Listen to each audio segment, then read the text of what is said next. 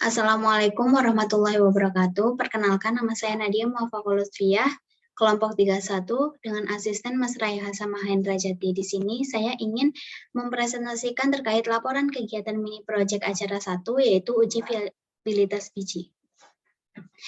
Viabilitas biji merupakan kemampuan biji untuk dapat berkecambah. Menurut Lato et al. 2019, viabilitas biji merupakan kemampuan biji untuk tumbuh dan berkembang secara normal pada waktu dan lingkungan yang sesuai. Viabilitas mencakup potensi biji berkecambah dan keseragaman perkecambahan. Viabilitas biji dapat dihitung menggunakan rumus menurut Lolo et al. 2013, yaitu jumlah kecambah hidup dibagi jumlah biji yang dikecambahkan dikali 100%. Tujuan mini project uji viabilitas biji yaitu untuk mengetahui viabilitas biji menggunakan uji perkecambahan secara langsung dengan perlakuan yang berbeda.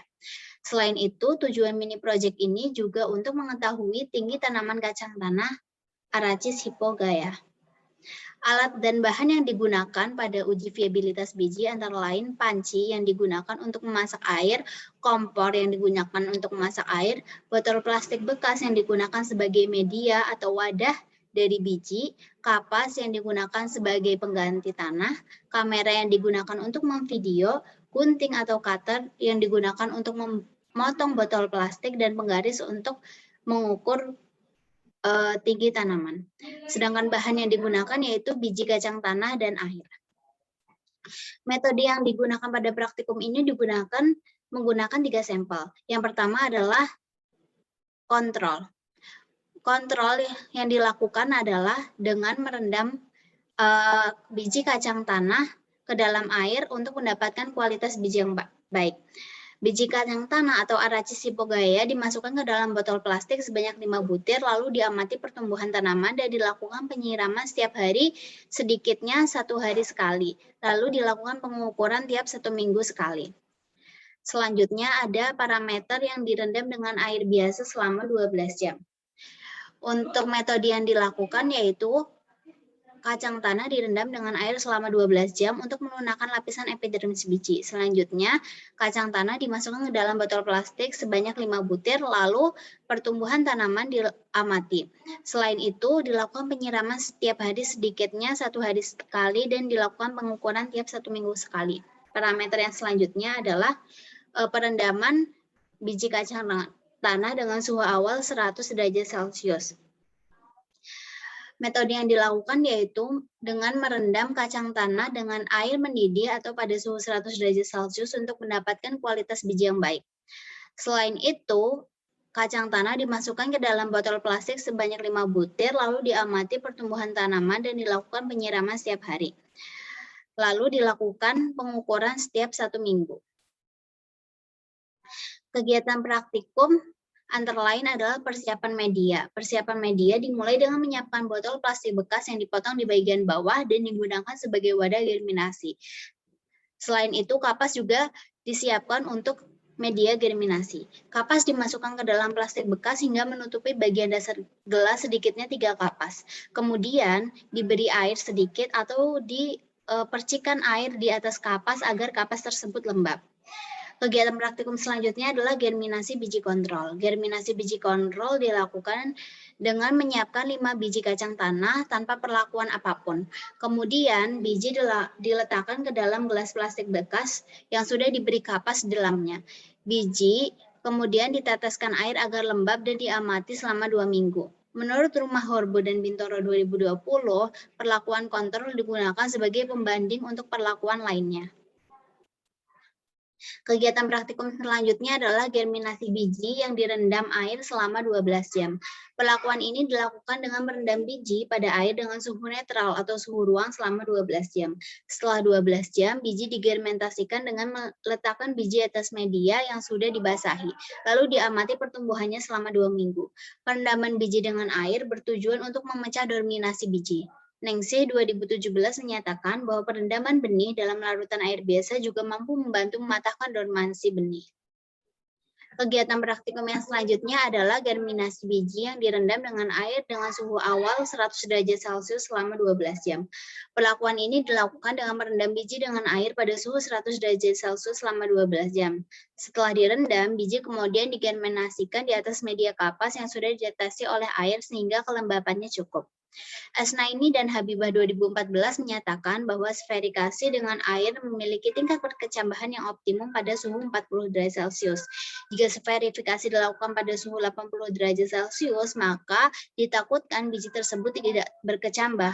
Hal ini dapat disebabkan oleh sifat dari suatu biji. Jadi setiap biji itu memiliki tingkat perkecambahan yang berbeda-beda.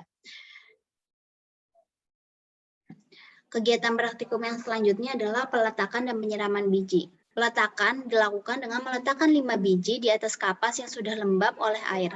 Dan diletakkannya juga di tempat yang terang. Menurut Wardani Latifah 2016, cahaya dapat menstimulasi perkecambahan dan juga dapat menghentikan dormansi. Kegiatan praktikum selanjutnya adalah penyiraman. Penyiraman dilakukan sedikitnya 1 hari sekali dan pastikan media selalu lembab oleh air. Romdia et al. 2017 menyatakan bahwa ketersediaan air menyebabkan oksigen akan masuk ke benih dan merombak cadangan makanan yang digunakan sebagai sumber energi untuk pertumbuhan kecambah normal dalam waktu yang cepat dan serentak. Kegiatan praktikum yang selanjutnya adalah pengukuran dan pencatatan. Pengukuran dilakukan setiap 1 minggu sekali dengan menggunakan garis. Bahan yang diukur adalah pangkal batang hingga puncak tertinggi tanaman. Untuk pencatatan dilakukan setiap 1 minggu sekali dengan mencatat hasil pengukuran dan juga mengamati banyak jumlah biji yang tumbuh ataupun jumlah biji yang mati. Berikut tabel 1 viabilitas biji tanaman tanah. Berdasarkan praktikum yang telah dilakukan, dapat diketahui bahwa jumlah biji yang tumbuh pada perlakuan kontrol sebanyak 5 biji dan jumlah biji yang mati itu ada 0 biji, sehingga persentase viabilitas didapatkan 100%. Selanjutnya, untuk perlakuan perendaman menggunakan air biasa selama 12 jam didapatkan jumlah biji yang hidup ada 3 biji dan jumlah biji yang mati ada 2 biji sehingga persentase yang didapatkan adalah 60%. Selanjutnya perlakuan menggunakan air dengan suhu awal 100 derajat Celcius didapatkan bahwa jumlah biji yang hidup adalah 0 dan jumlah biji yang mati adalah 5 sehingga didapatkan persentase viabilitas biji itu adalah 0%. Faktor yang mempengaruhi viabilitas biji ada 2, yaitu faktor internal dan faktor eksternal. Faktor internal itu ada ketebalan kulit biji. Nah, kulit biji yang tebal ini akan membantu proses imbibisi yang berlangsung lebih lama. Selanjutnya ada ukuran biji. Biji yang ukurannya besar dan berat akan memiliki cadangan makanan yang lebih banyak sehingga dapat mendukung proses dormansi. Faktor yang lainnya adalah faktor eksternal. Faktor eksternal itu meliputi air dan suhu. Air berguna untuk melunakkan biji, mengaktifkan sel-sel embrionik pada biji, dan fasilitas oksigen pada biji. Namun, jika jumlah air terlalu banyak, maka akan menyebabkan biji tersebut berjamur. Faktor eksternal selanjutnya adalah suhu. Karena suhu yang terlalu tinggi akan menyebabkan kerusakan embrio pada biji dan menghambat dormansi.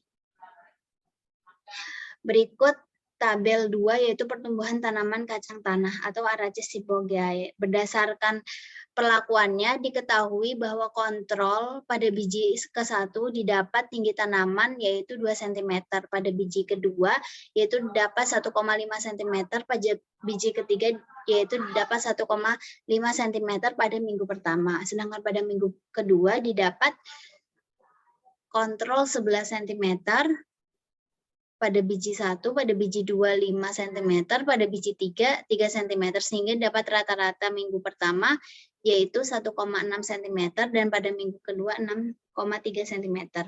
Untuk perlakuan air biasa, untuk biji pertama pada minggu pertama didapat 3 cm, biji kedua 4 cm, biji ketiga 4,5 cm. Sedangkan tinggi tanaman pada minggu kedua untuk biji pertama ada 17 cm, biji kedua ada 10 cm, dan biji ketiga ada 11 cm, sehingga didapatkan rata-rata untuk minggu pertama 3,8 cm, dan untuk minggu kedua yaitu 12,6 cm. Untuk perlakuan yang ketiga adalah perlakuan air dengan suhu awal 100 derajat Celcius, didapatkan pada minggu pertama untuk biji yang pertama itu adalah 0, untuk biji 2 0, dan untuk biji 3 0. Begitu juga untuk minggu kedua, yaitu untuk biji pertama 0, untuk biji kedua 0, dan untuk biji ketiga 0, sehingga dapat rata tinggi tanaman pada minggu pertama dan minggu kedua adalah 0%.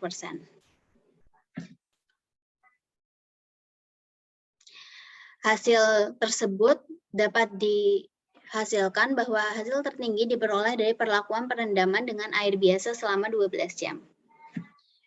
Faktor yang mempengaruhi tinggi tanaman adalah faktor internal dan faktor eksternal. Faktor internal antara lain hormon yang dapat mempengaruhi tinggi tanaman, dan faktor eksternal yaitu lingkungan di mana tanaman tersebut ditanam seperti kelembapan, suhu, penyiraman, dan intensitas cahaya. Menurut Rohmah 2019, faktor yang mempengaruhi tinggi tanaman dibagi menjadi faktor internal dan faktor eksternal. Hormon yang berperan dalam mempengaruhi tinggi tanaman adalah auksin dan giberelin. Kesimpulan yang didapatkan dari laporan tersebut adalah viabilitas biji merupakan kemampuan biji yang dapat melakukan perkecambahan. Faktor-faktor yang mempengaruhi viabilitas biji antara lain ada faktor internal dan eksternal. Begitu pula faktor yang mempengaruhi tinggi tanaman ada faktor internal dan faktor eksternal. Urutan hasil tinggi tanaman dari yang paling optimal yaitu biji yang direndam dengan air biasa selama 12 jam, kontrol yaitu tanpa perlakuan, dan biji yang direndam dengan air suhu awal 100 derajat Celcius selama 12 jam. Berikut daftar pustaka dari laporan yang sudah saya jelaskan sebelumnya. Dan berikut lampiran perhitungan viabilitas biji kontrol, perendaman dengan air biasa selama 12 jam, dan perendaman air dengan suhu awal 100 derajat Celcius selama 12 jam. Berikut untuk footage-nya.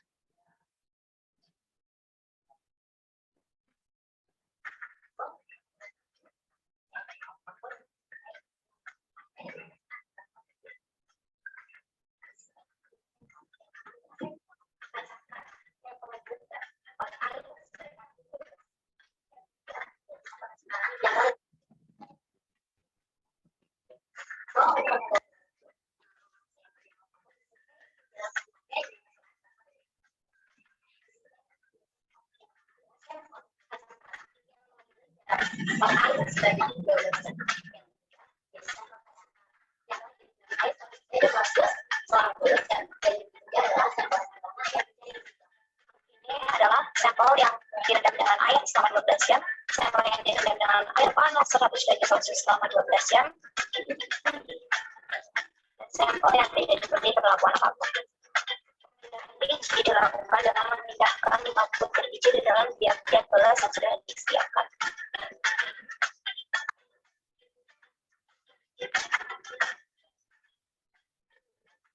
Yang sudah direndam selama 12 jam, kemudian dapat dilakukan penyiraman agar tanaman tersebut dapat tumbuh. Penyiraman dari biji dilakukan setiap hari.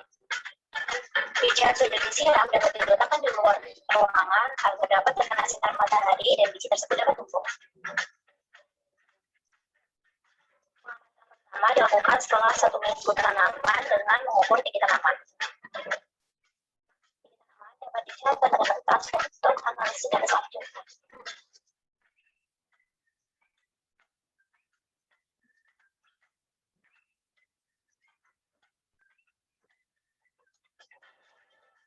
Pengamanan kedua dilakukan sama seperti pengamatan pertama, namun dilakukan 2 minggu setelah penanaman.